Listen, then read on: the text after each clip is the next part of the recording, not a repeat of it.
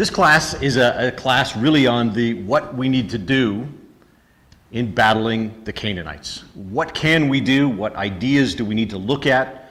And how are we going to do it? Because they're out there. We've seen that yesterday. We've seen the similarities between the Canaanites and the world around us today. And we need to think about what we are going to do in our lives when we go home from Bible school. How are we going to reorganize things so that we can actually be victorious against the Canaanites? Maybe that we're more similar to the times of Joshua than some of the failures of the times of the judges. I'd like to start out with just a slide here from Isaiah chapter 2. We always use this verse to explain to people what the kingdom is going to be like.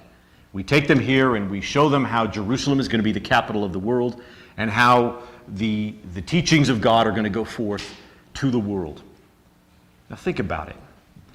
We've been given, in the scriptures, we've been given an advance copy of how things are going to be done in the kingdom. We've been given an advance copy of what the whole world is going to want to get their hands on, is going to want to understand in the kingdom. They're all going to come up to Jerusalem, right? Isn't that what it says here? It says, "It shall come to pass in the last days," Isaiah 2, verse 2, "that the mountain of Yahweh's house shall be established in the top of the mountains, shall be exalted above the hills, and all nations shall flow to it." Everyone is going to come. "And many people shall go and say, Come ye, and let us go up to the mountain of Yahweh, to the house of the God of Jacob. And he will teach us his ways." That's what they want. They want to know God's ways. "And we will walk in his paths. For out of Zion shall go forth the law and the word of Yahweh from Jerusalem." So these are the rules of the kingdom that the people will be wanting to come up and to understand. The precepts of the kingdom and of God's righteousness. And we've been given a copy already. He says in verse 4, "And he shall judge among the nations, and shall rebuke many people, and they shall beat their swords into plowshares, and their spears into pruning hooks. Nation shall not lift up sword against nation, neither shall they learn war anymore." Where do you find that verse? Posted below a statue of a man that's beating his sword into a plowshare. United Nations, right? And how have they done in bringing peace to the world? What's missing? The ways of God. They've tried to bring peace to the world by using the ways of man in order to bring it. And it's been absolutely unsuccessful. No success at all. But we know the way that peace will actually come, because it will follow God's ways. And opposed to that, of course, is the Canaanites, right? We looked at this yesterday. They're people that don't listen to God. They don't know the word of God.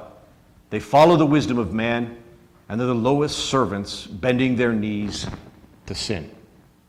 That's why the world can't find peace, because this is their philosophy.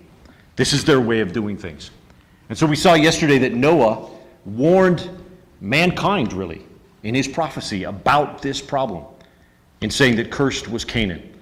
He told them about it, and he said, this is not the way that you should follow. Instead, you should follow the way that Shem follows, and the way that Japheth adopts and opens his mind to. We think about the tree of the knowledge of good and evil. You know, we've got to make choices in our life. And Eve was in the garden, and she had this tree in front of her. And on this tree was this fruit that was really, really enticing to her. It's like the thinking of the world. The things that the world offers us are really, really enticing to us. They look to us to be good. And Eve thought, wow, I'd like to be wise like the angels. I'd like to partake of that fruit. But what did she find when she did that? She found that really disobeying God and following the ideas of man really only brings evil. There's this deceptiveness that really we're prone to. This way that we get fooled by the ways of the world, and we think we're making the right decision by going with the decisions of the flesh, and yet we find out, no, that was totally the wrong thing to do when we follow that path, because we're deceived. I like to use the example of the deceitfulness of riches. We've all, I think, experienced the deceitfulness of riches. I remember when I used to make $10 an hour. I'd make $10 an hour, and I always thought, if only I could make $15 an hour or $20 an hour. Everything would be wonderful. I would be able to afford everything that I wanted if I was just making $20 an hour. And what happened when I got to $20 an hour? If only I could make 25, right? We've all been there. You think, if I do this, I'll be satisfied. I'll be happy. And that's what the thinking of Canaan is like. That's what Eve thought. If I could just do this, I'll be satisfied. But in the end, you find that doesn't satisfy us at all. Well, that's the enticement that we face with Canaan and the thinking of Canaan. It has the ability to make us think that it's exactly what we want, and yet the outcome is never positive. It makes us the lowest of servants, bending our knees to sin. So what we're going to do this morning is we're going to go through Genesis, and hopefully we're going to get to Judges finally. But we're going to go through Genesis, and we're going to look at how the Canaanites impacted the lives of the people in the book of Genesis. We're going to look at how Abraham did. We're going to look at how Lot did with the Canaanites, how Esau did. We're going to look at, in Judges, we're going to look at Judah and Simeon, and Caleb and Othniel and Asa, the Kenites, and then back to Judah and Simeon again. That's our path today, and hopefully we make it through all of that.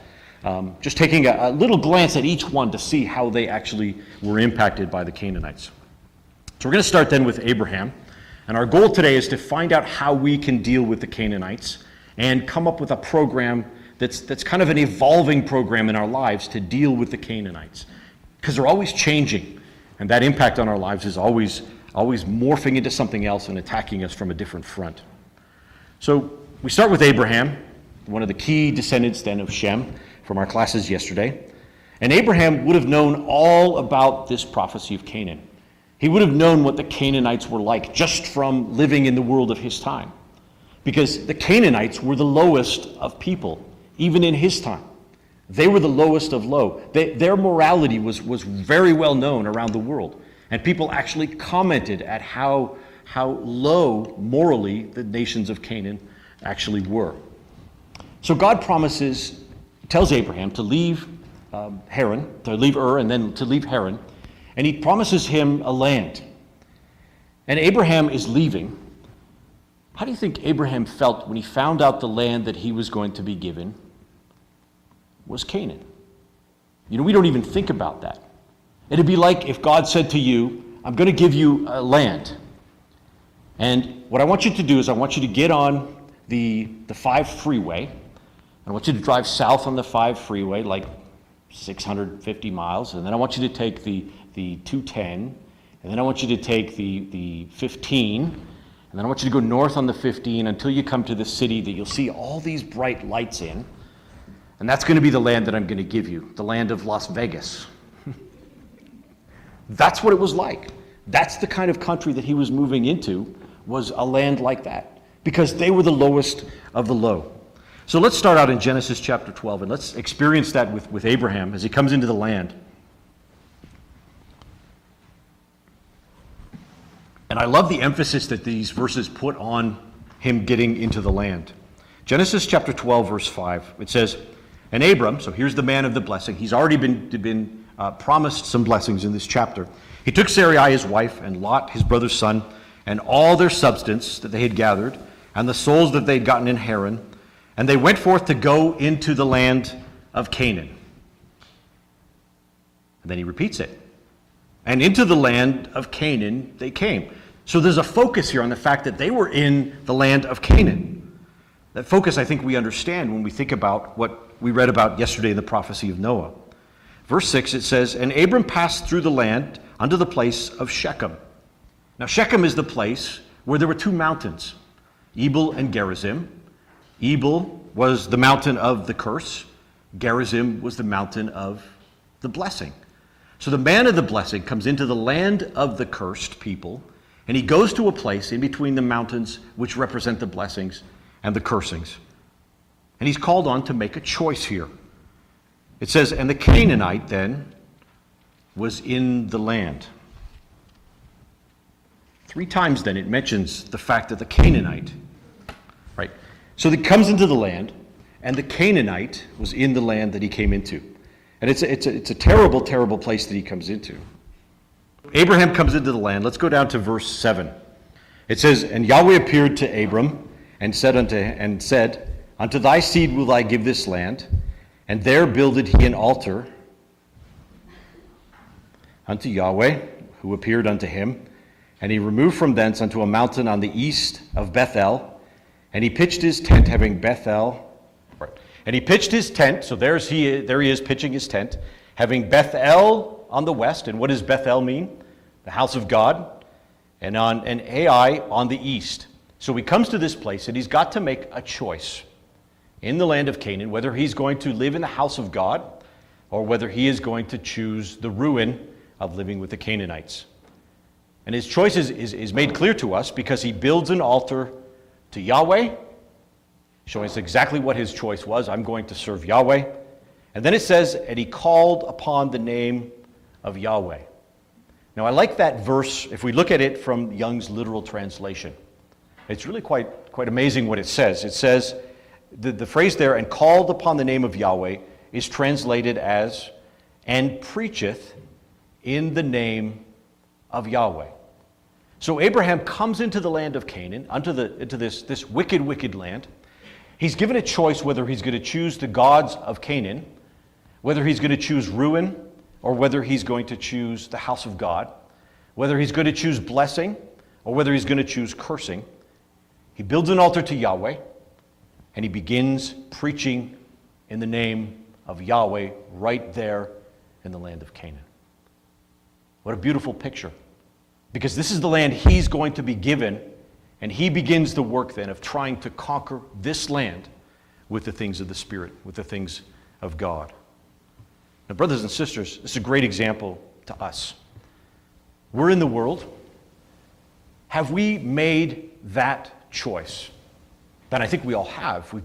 Most of us have been baptized. We've made that offering, if you will, offering our lives and dedicating our lives to the service of God. Now, after we've done that, do we kind of then hide out? Or do we do like Abraham did? Do we tell everybody about Yahweh? Do we put our efforts into preaching to Yahweh just like Abraham did? Because that's what he does. He comes into the land, into this terrible land, and he begins the work of preaching. So probably that's our first step. If we're going to look at how we're going to combat Canaanite thinking in 2018, the step that most of us have already made is to choose to be a part of the family of Yahweh rather than Canaan. To choose Bethel over Ai. And as I said, most of us have made that choice. So that's the beginning of how we're going to fight this battle. And we're not going to do it in a wishy-washy type of a way. We're going to be doing it on the offensive. We're going to be out there and we're going to be preaching at the same time. So think about the environment then that Abraham and Lot find themselves living in. Think about the jobs that they had. So they've got all these villages filled with wicked practices all throughout the land. These gods that were worshipped with immorality that we can't even imagine.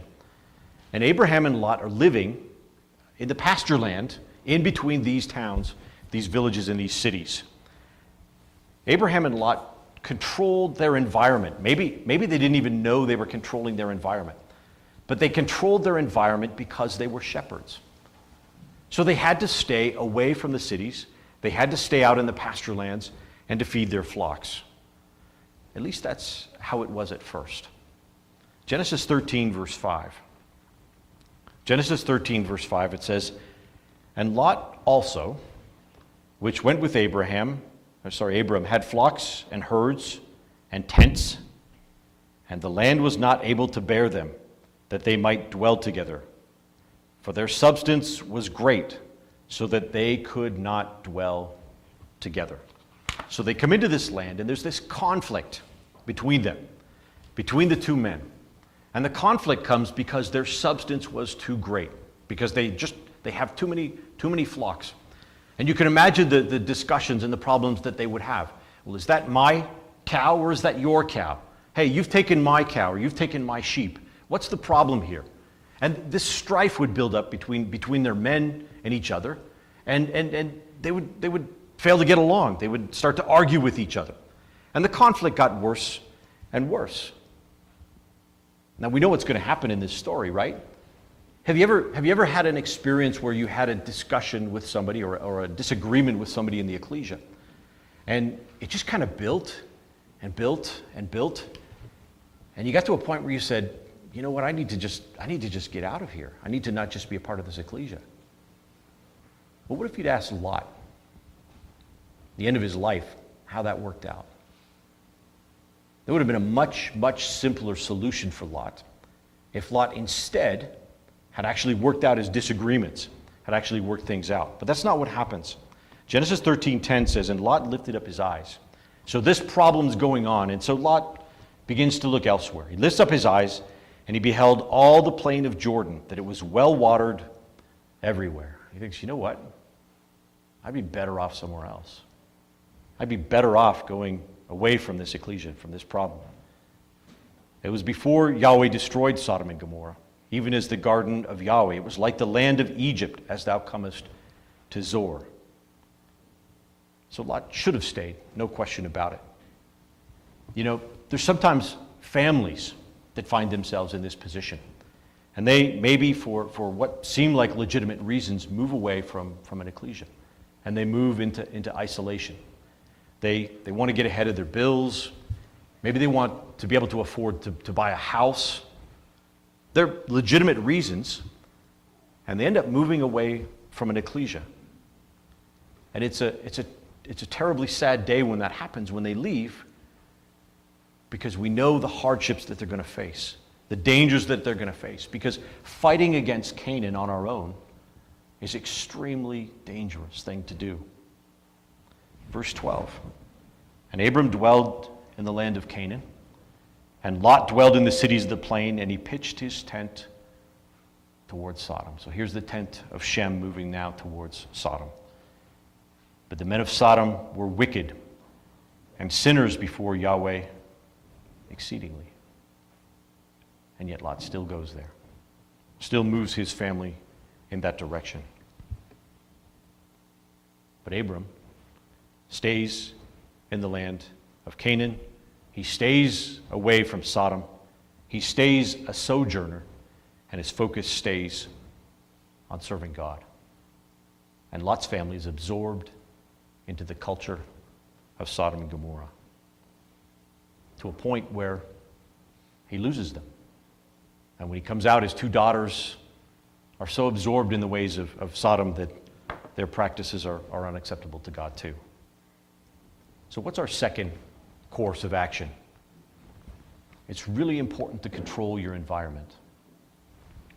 Stay where there's spiritual strength, and do not try to survive in Canaan alone. But there's a twist now, right? It's really easy to talk about it from this perspective, from historic perspective, but as of about, 10 years ago, 15 years ago, it's possible to have Canaan, the land of Canaan, the land of Sodom, in your own house. It's possible to be in a wonderful environment in your own house, in your own family, in a spiritually strong ecclesia, and to be in the environment of the world at exactly the same time. It's possible because of the technology of computers, right? We can move off and we can take that environment and bring it into our own house. How do we handle that issue? What do we do about that? How do we keep the environment in our households from bringing Canaan into our own household? Well, that's a challenge for you. That's a challenge for you to figure out for your house, for your ecclesia, how you're going to do that, and for yourself, how you're going to do that. So Abram didn't want anything to do with Sodom. And after Lot leaves, God promises to give him all the land to the north, to the south, to the east, and to the west, to his seed. But Lot and his family are still dwelling in Sodom. And later on, Kedorlaomer comes along. And Chedorlaomer captures Sodom and the cities of the plain, and he takes them captive, and he takes Lot and his family captive. And Abram and his household are called upon to deliver them and to save them. And so Abraham goes out with his household and saves Lot and his family and the men of Sodom and the other cities, and he brings them back and he brings them home. And the king of Sodom recognizes now that he's in debt to Abraham. So what does he say to Abraham? We go over to Genesis chapter 14. Right, so Abraham has done an amazing thing. God has done an amazing thing here through Abraham. Genesis 14, verse 21, it says, "And the king of Sodom said to Abram, 'Give me the persons and take the goods to thyself, and I will give you all these riches,'" is what he was saying to him. Look, you take all the riches, and I'll just take the people. Abram could have accepted all the riches of Sodom on that day. He could have taken all that money, millions and millions and millions of dollars worth of money from the king of Sodom on that day. But he doesn't do it. Verse 22, "And Abram said to the king of Sodom, I have lifted up mine hand unto Yahweh." He says, I have become a servant of Yahweh, and I'm doing his work. The Most High God, the possessor of heaven and earth, that I will not take from thee even a thread to a shoe latchet, and that I will not make take anything that is in thine hand, lest thou should say, I have made Abram rich. Abram says, I don't care what you're offering me. I have a different reward. That's not what I'm looking for. And what did he choose?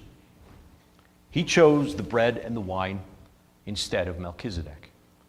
And what does the bread and the wine represent? The bread and the wine represents a victory over the thinking of the flesh. It represents a victory over the serpent. It represents a victory over sin. It represents a victory over the thinking of the Canaanites. And so Abraham says, no, I've chosen this. I've chosen to serve God, and I've chosen this victory over sin. There's no way I'm giving into what you have to offer me. And instead of accepting the wealth of Sodom, what does he do? He gives a tithe to God, a tithe to Melchizedek, and he gives everything in type to God. So what's he done? Abraham's had an opportunity to ally himself with Canaan to great financial gain for himself. He says, no, I'm not going to do that. And that's our third point. Don't compromise your commitment to God for financial gain. Don't ever make that type of a concession. Keep your commitment to God strong. A few chapters later, Abraham again shows us what he thinks of the Canaanites over in chapter 24.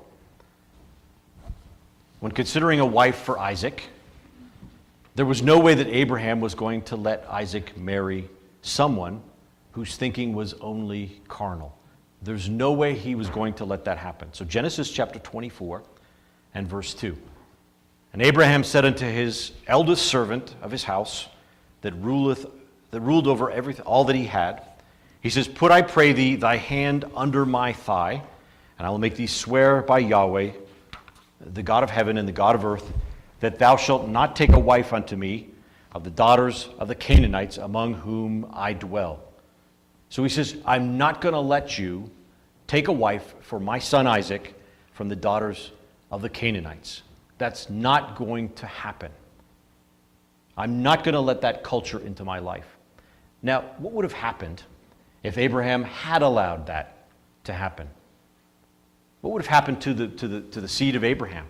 So we've got Isaac. He waits 25 years for his son Isaac to be born. He raises Isaac. Isaac is finally born, or finally grows up and is ready to get married, and he allows him to marry somebody that's a Canaanite. Where would the story of Abraham have gone after that?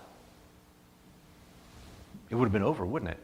if he'd allowed that to happen, if he'd allowed Isaac to marry a Canaanite woman, the promises to Abraham would have been over. That's it. It's really important then, very, very important, that we don't make the same mistake, that we follow the example instead of Abraham. Don't make marriages with people that have not been illuminated and who do not truly love God. We can't do it. We can't allow our children to do that. There's no way that that's going to ever work out in a way that's useful. And the next person we look at is Esau. So Esau, whose dad is Isaac, whose mom is Rebekah, and what does Esau do? Let's take a look. Genesis chapter 26. So the next generation down. So Isaac and Rebekah know all about Abraham's concern that Isaac marry somebody that's in the truth. They know all about that. And what does Esau do? Genesis 26, verse 34. It says, "And Esau was 40 years old when he took to wife Judith, the daughter of Beeri the Hittite, a Canaanite, and Bashemath, the daughter of Elon the Hittite, a Canaanite, which were a grief of mind unto Isaac and unto Rebekah." So it was a terrible grief of mind to his parents, what he'd done. But he marries Canaanite women in this case. How does that happen? How did that possibly happen? We come over to chapter 27, verse 46. How did that make Rebekah feel? Rebekah, who'd left her family to come to this family of promise, where she saw all these wonderful gifts of God, these blessings of God taking place, the promised seed finally born, and all these great things, she's left that behind, and her son Esau is allowed to marry a Canaanite. Genesis 27, verse 46, it says, "And Rebekah said to Isaac, I'm weary of my life because of the daughters of Heth. I'm weary of my life. If Jacob takes a wife of the daughters of Heth, such as these that are the daughters of the land, what good shall my life do me? Why did I even bother with all this? Why did I bother giving up my life for the life and the truth if my sons are going to marry Canaanite women?" But Isaac, he's not quite so clear on the problem, is he? He's not quite so clear on where to draw the line with Esau's behavior. He actually condones Esau's behavior. And how does he condone Esau's behavior? Because he tries to give Esau the blessing. He tries to do it, and God says, no way. No way are we going to give a man that's living the life of a Canaanite the blessing. There's no way that's going to happen. And so God intervenes. God stops that from happening. And Isaac has a wake-up call like he's never had, as he recognizes that he'd actually been allowing this Canaanite influence into his life, into his family's life, and doing nothing about it. Finally he realizes, wow, I've done the wrong thing. And finally he gives the right blessing to both Esau and to Jacob. Amazing thing that he does. And Esau's a man that Malachi tells us that God hated. And yet Isaac was willing for a time to allow him to be the one that was going to receive the blessing. So what's the lesson there for us with children? We can't allow that influence of the Canaanite world into the lives of our children. Don't allow your children to get involved with the world. Don't allow it. Those friendships can turn into something that's a real problem. Involved in other activities where they'll meet other children and get involved with other children can be a real danger. They could be a real problem for us. Our kids will learn standards that aren't God's standards, and they'll think that those are actually what's right and what's wrong, as we saw yesterday. You know, we could talk about Dinah. Think about what happened with Dinah. She went out to the daughters of the land and gets involved with Shechem and commits fornication with Shechem. The Canaanites, just every single time it seems to happen. And Judah leaves the family. And what happens to Judah when he leaves the family to joins himself to the Canaanites? What happens to him? He gets in the habit of actually going out to harlots. And his daughter-in-law knows that that's the way to get to him, because that's the practice that he's found himself in. It's just amazing how Canaan influences people's lives. And there's clear-cut ways to get around it. But we've got to be vigilant. We've got to be careful. All right, let's go to Judges chapter 1.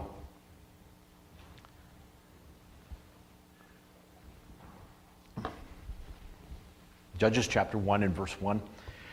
So the whole book of Joshua then is the victories against the Canaanites. And Joshua at the end of the book says, "As for me and my house, we will serve Yahweh." So there's some indication that in the end of Joshua that not everybody felt that way. But he challenges, he calls everybody to change and to become people that follow Yahweh instead when he gets there. So we get to Judges chapter 1, and it's almost as if this fight against the Canaanites has been put on hold. It's not really progressing like it was in the days of Joshua. Everybody's just kind of going with the flow at this point in time. They're allowing things to happen. And conditions in Israel are getting worse and worse as we begin to see as the chapters come together for us. So Judges 1 verse 1, it says, "Now after the death of Joshua, it came to pass that the children of Israel asked Yahweh, saying, 'Who shall go up for us against the Canaanites first, to fight against them?'" Now what can we learn from just that question that they ask? If they're asking who should go up first, what does that tell us about the battle that should have been taking place? It tells us that up to this point, it really wasn't taking place. They're making a new start, but up to this point, it hadn't been taking place. It seems to be the first serious attacks now on the Canaanites since the end of Joshua's northern campaign. We can't be sure of the timing in Joshua's life or in his campaigns, and we can't be sure of where the Judges fits in exactly. But we see that there's a hesitation that takes place here. There's a feeling of inaction that takes place. Now think about how that works in the brotherhood. When there's a new attack that comes on the ecclesia, usually what happens is that attack starts to attack some members of our ecclesia, usually our children that get attacked by it first. They get to have that influence come into their lives, and we get to a point where we recognize, wow, we've got a real big problem here. We've got something we've got to deal with. I think about TV. That's kind of the nemesis of my generation growing up. TV was the thing that brought the Canaanite ways into our households. And some families had none. Some families said, no, we will not have a TV in our household. And other families said, well, it's okay as long as you control it. And other families said, well, there's nothing wrong with TV. That's kind of the spectrum of what was in Christadelphia. And I remember thinking, I'm sure glad that in my family we're allowed to watch TV a little bit, right? We had some strict rules, but I was glad that we did that. Not the right thinking, but that's the way that I felt when I was younger. Now, think about the challenges that face us now. The Brotherhood finally got together and came up with some ideas of how to deal with that, some guidelines and some direction. And some people started to follow those directions, and it was helpful. The same thing needs to happen then with the internet. So I'll tell you a little story about at work. We have a problem at work, probably everybody does, with productivity ever since Facebook, YouTube, Craigslist, all these time-consuming things are absorbing our workers' time at work. So what we thought is, okay, we're going to buy some really sophisticated software. And we're going to put this software on everybody's computer so we can see what their computer's doing all day long.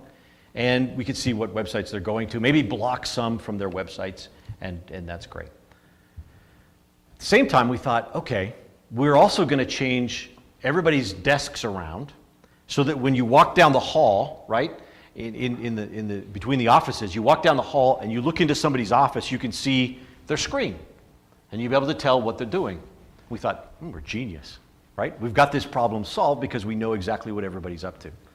But it didn't work. Why didn't it work?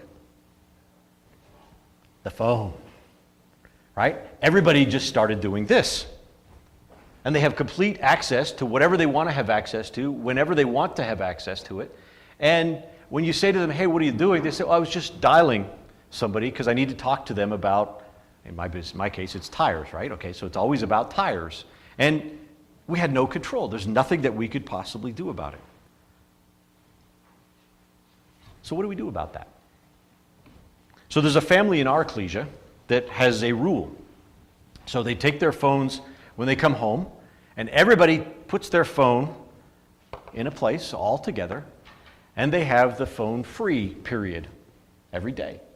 The phones just sit there, and nobody's allowed to text, nobody's allowed to surf, nobody's allowed to do anything. They just do that. And that buys them some time where they're free from that influence in their life. That time wasting in their life. Because really, you could sit there and text and surf and look at things all day long. And yeah, you have your Bible program on your phone too. But that's not what's getting used. That's the challenge. That's the difference that we have today. That's what we've got to find a way to deal with. And that's something that each family is going to have to do on their own to get that worked out. So really, that's the next point that we want to look at, the next point that we put up on the board. We've got to get together with other families and with other ecclesias and come up with a plan. If we set out in families, we'll come up with ideas that will help us. And you know what? Putting the phones here isn't going to solve the problem, because guess what? The next thing is this thing right here, which even though that's downstairs in the kitchen, I can do most of the same things on my watch now that I could do there. And VR, and who knows where it will go from there, right? It's almost limitless. So we've got to stay on top of this, and we've got to continue working to solve this problem. All right, Judges 1, verse 2. It says, and Yahweh said, Judah shall go. So they said, who should go? Yahweh says, Judah shall go up. Behold, I've delivered the land into his hand. I love that. I absolutely love that, because it shows us that God was just waiting for someone to take the first step. Just waiting for someone to come up with some way to solve this problem. He says, okay, I'll give you victory. All I needed was somebody to take that first step and get going. I'll give you victory and make that happen.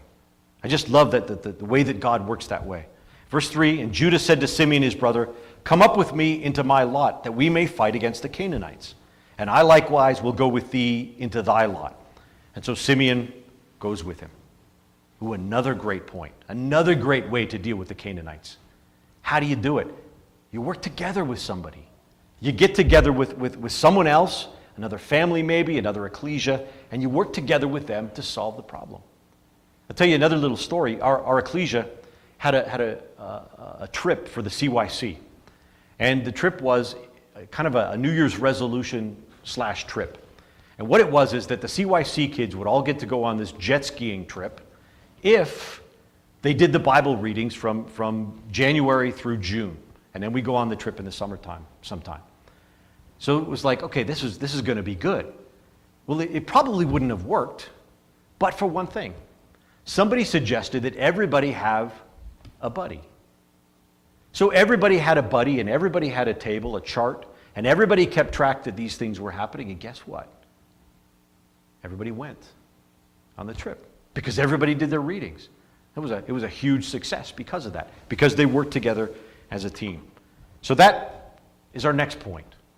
Work together with others to hold each other accountable. So not just the CYC, but in a family.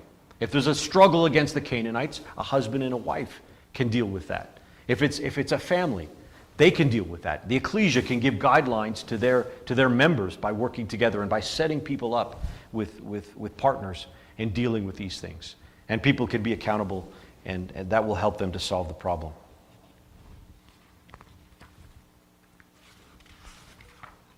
All right.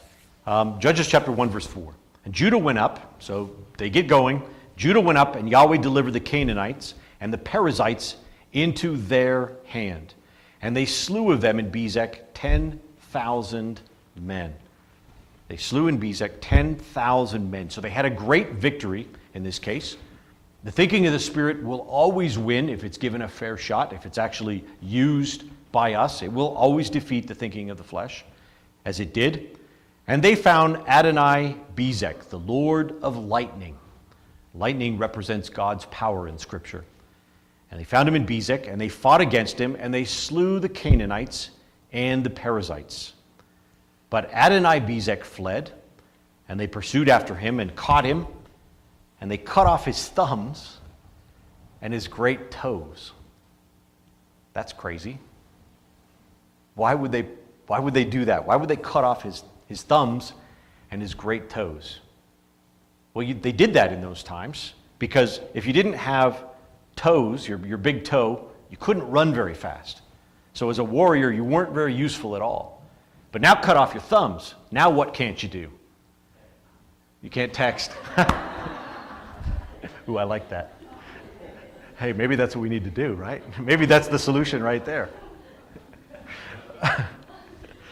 So they cut off their thumbs, so they couldn't use a sword. They couldn't use a bow and arrow. They couldn't use a spear. They couldn't use any weapons.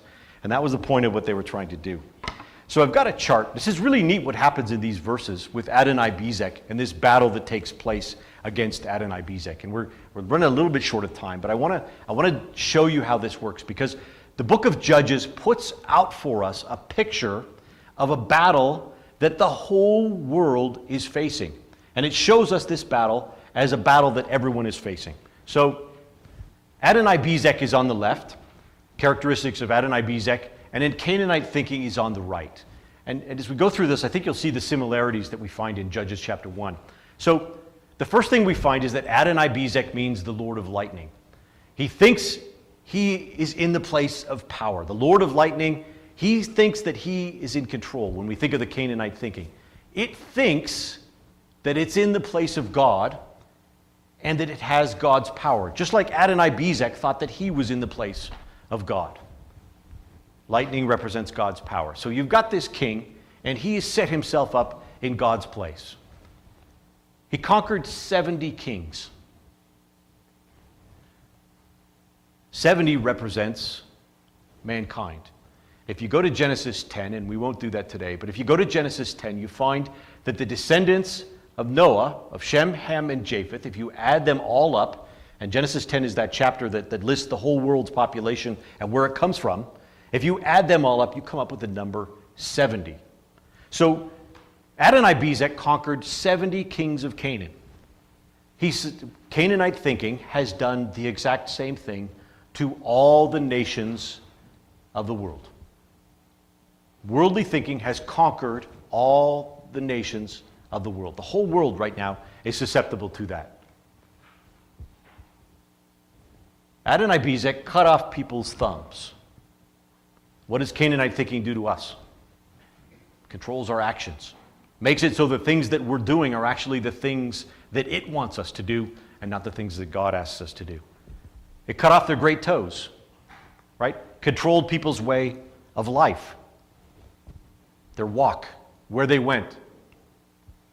It made the 70 kings gather meat under his table like dogs, right? Because that's the analogy given in the scriptures of something that eats from under the table is a dog. And the food that falls off the table is the food that the dog gets to eat, right? We have one of those at our house, and it works pretty well for keeping things clean. So that's the concept there, the food that falls off the table. But what is a dog known for in Scripture? A dog is known for returning to its own vomit. What is that telling us? It's telling us that these were people that are governed by Canaanite thinking, these were people that were eating the things that came out of their own mouths. What does that mean? They were listening to the advice that came from where? From the thinking of man. And that's what was controlling them. So what happens to this Adonai-Bezek? They cut off his thumbs and his great toes. So they made it so he was no longer controlling people's actions. And they made it so, that he was no longer controlling their walk of life. And I think there's a couple ways you could end this, but you could end this, I think, most conclusively with the fact that the thinking of the flesh, Canaanite thinking here, will lose its power during the millennium. Right? The power of sin will be bound for 1,000 years. And then what happens? It's killed. Adonai-Bezek is killed in Jerusalem. Sin, Canaanite thinking is going to be completely destroyed if you follow that through. I think it's really a neat picture. You get to Judges, and Judges says to us, the whole world's facing this battle. This is what we've got to deal with. And Adonai-Bezek is the first example of how that's going to be dealt with. All right. I'm going to move on to another important piece of information that I'd like you to try to get down if you don't already have it. Judges chapter 1, as you read through it, it's very, very confusing. You read through it and you think, okay, at one moment we're talking about Judah and Simeon fighting against Adonai-Bezek, and the next minute we're going to talk about Caleb and Asa and Othniel. So what happens in the book of Judges is that Judges interweaves events from the days of Joshua and Caleb with events of the period after Joshua's life. Now, why does it do that? It does that to present a contrast for us.